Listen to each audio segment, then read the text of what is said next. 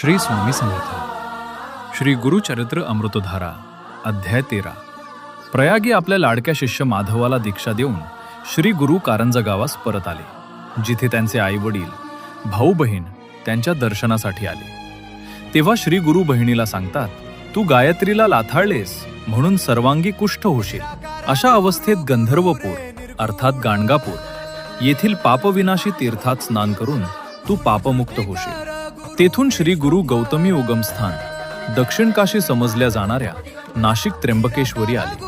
शंकराच्या जटेत विराजमान गंगा गौतम ऋषींनी मनुष्याचे पापक्षालन करण्यासाठी भूमंडळावर त्र्यंबकेश्वरी आणल्यामुळे तिला गौतमी अर्थात गोदावरी असे नाव पडले. पुढे श्री गुरु मंजरिका येथे गेले असता तेथील माधवारण्य मुनी जो नित्य नृसिंह पूजन करत असे, त्याला श्री गुरूंमध्ये नृसिंहाचेच दर्शन घडले. पुढे गोदाकाठी वासर ब्रह्मेश्वर येथे सायनदेव जारवाई यांच्या घरी आपल्या शिष्य व पोटशूल असलेल्या ब्राह्मणासोबत भिक्षा स्वीकार करून त्याला व्याधीमुक्त केले. कथेचा बोध: ज्याच्यावर गुरुकृपा होते त्याचे जन्मोजन्मांतरीचे दोष दूर होतात.